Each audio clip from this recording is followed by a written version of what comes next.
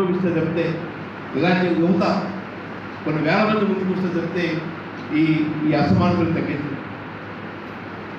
ప్రపంచంలోని ఆర్థికవేత్తలంతా కలిసి ఒక చోట సమావేశమై ప్రపంచంలో ఆర్థిక అసమానతలు ఎలా ఉన్నాయని పరిశీలిస్తే వాళ్ళకి కనపడింది భారతదేశం అత్యధిక ఆర్థిక అసమానతలు ఉన్న దేశంగా.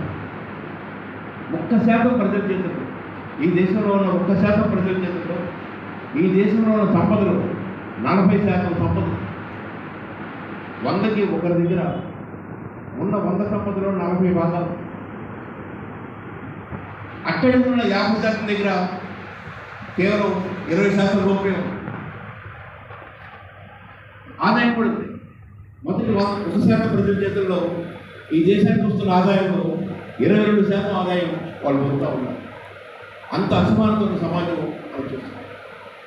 ప్రపంచంలో అత్యధిక నిరక్షరాస్యులు ఏ దేశంలో ఉన్నారంటే భారతదేశం. అత్యధిక పేదలు ఏ దేశంలో ఉన్నారంటే భారతదేశం.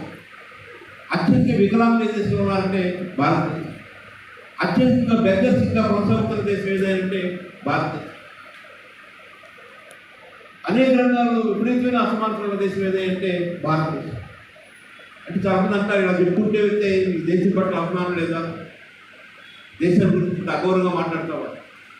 దేశం మీద అభిమానం ఉంది కాబట్టి ఆ దేశం అంటే భూభాగం కాదు, ఆ దేశం అంటే కొండలు, పర్వతాలు, నదులు, సరస్సులు కాదు. ఆ దేశంలో ఉన్న ప్రజలు, ఆ ప్రజల అభివృద్ధి కావాలంటే దాతృత్వం గల మంచి చేయాలనే తపన ఉన్న వాళ్ళు అనేక మంది ముందుకు రావాల్సిన అవసరం. ఈరోజు ఎంత ఆనందం ఉందంటే ఈ హాల్లో దాదాపు అందరూ 40 సంవత్సరాలు లోపుపాడు.